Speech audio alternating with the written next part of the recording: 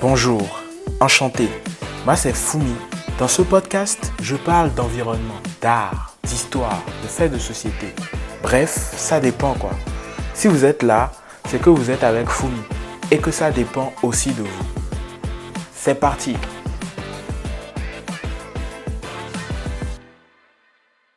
Dans l'épisode précédent, je vous parlais de la résolution onusienne sur la pollution plastique. Elle vient lancer le processus d'interdiction par les États de l'usage de toute forme de plastique.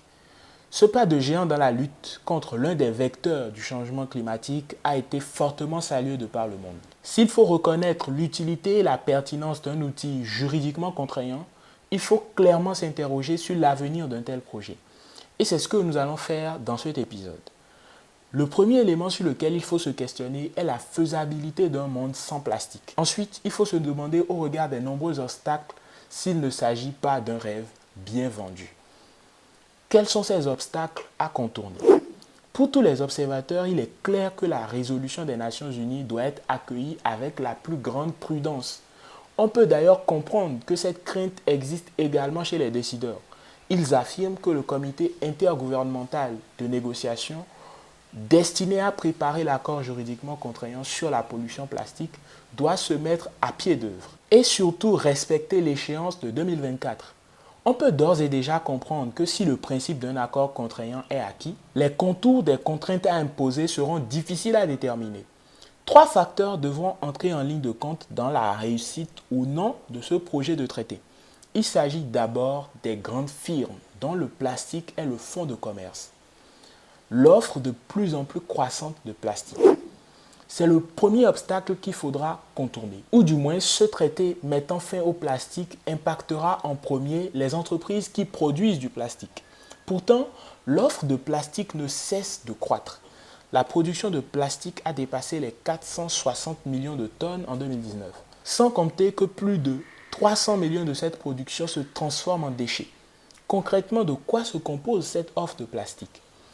On retrouve du plastique dans énormément de produits industriels. Les emballages transparents, les coques de bateaux, les pièces automobiles, les tuyaux, les ustensiles de cuisine, les assiettes jetables, les plateaux de cuisine, les bouteilles, les sacs à commission, le vernis, les adhésifs, la peinture, les matelas, les isolants en plastique, les chaussures de sport. On pourrait en faire un épisode entier tellement notre quotidien est bourré de plastique. On voit bien que les entreprises commercialisent de nombreux produits à partir du plastique. Ils se font énormément d'argent grâce au plastique. Et là, vous savez déjà que lorsque l'argent entre en jeu, tout devient plus difficile. Il est clair que ces entreprises essaieront, par leur lobbying, d'influencer les États et de retarder au maximum cet accord, afin bien sûr de pouvoir continuer à générer du profit grâce au plastique. Deuxième obstacle qu'il faudra contourner, ce sont les habitudes de consommation en plastique.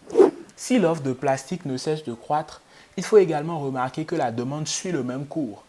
Il y a de plus en plus de demandes de plastique dans le monde en général.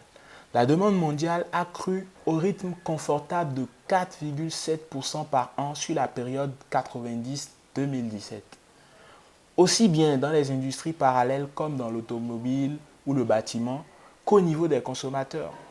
Pour les consommateurs, on a vu ces dernières années la culture des repas emportés, des emballages plastiques se développer.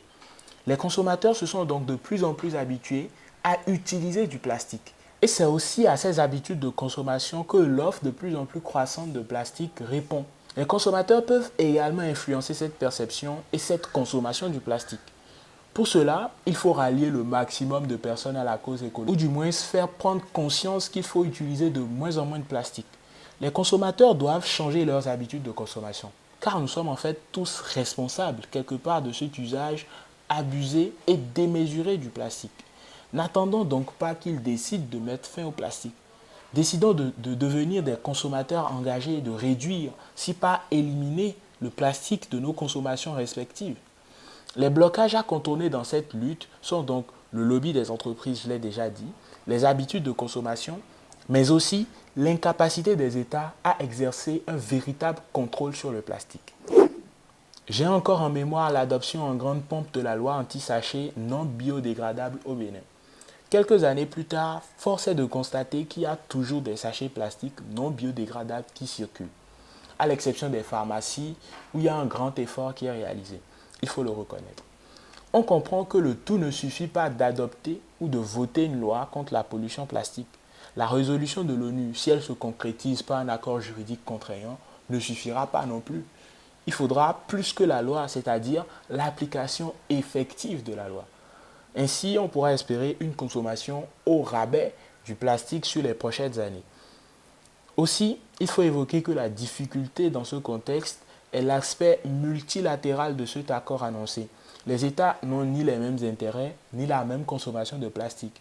Concilier ces intérêts divergents et créer une contrainte qui permette à tous les États d'y trouver leur compte sera un défi à relever. Mais comme je le disais précédemment, ce qui compte reste l'application que les États feront de ce traité. Rappelons que la signature d'un traité ne suffit pas à le rendre obligatoire dans un État. Encore faut-il que tous les États signataires ratifient le dit traité et adaptent leur ordre juridique à celui-ci. Et clairement, cela peut prendre plusieurs années. L'échéancier s'étend donc bien au-delà de 2024 pour voir du concret. C'est dommage, mais c'est comme ça. Il ne faut néanmoins pas perdre espoir. Il y a quand même des choses qu'on pourrait faire pour faire avancer la lutte contre la pollution plastique. Et selon moi, ce qui pourrait faire marcher cet accord réside dans 3 actions, simultanées et concomitantes. Bien qu'en réalité, notre société ne pourra pas se passer à 100% du plastique. Il faudra le réduire au minimum nécessaire. La première est la volonté politique de plus en plus croissante pour faire de cet accord une réalité en 2024. Il est nécessaire que les États respectent leurs engagements pour que le traité contraignant pour mettre fin à la pollution plastique soit une réalité en 2024.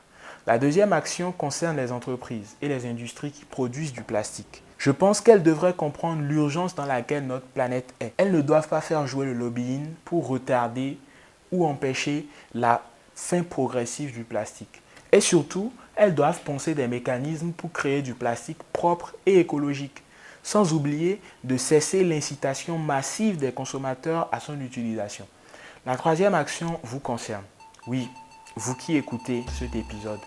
N'attendons pas qu'ils décident d'imposer la fin de l'usage du plastique. Essayons de réduire notre consommation quotidienne de plastique.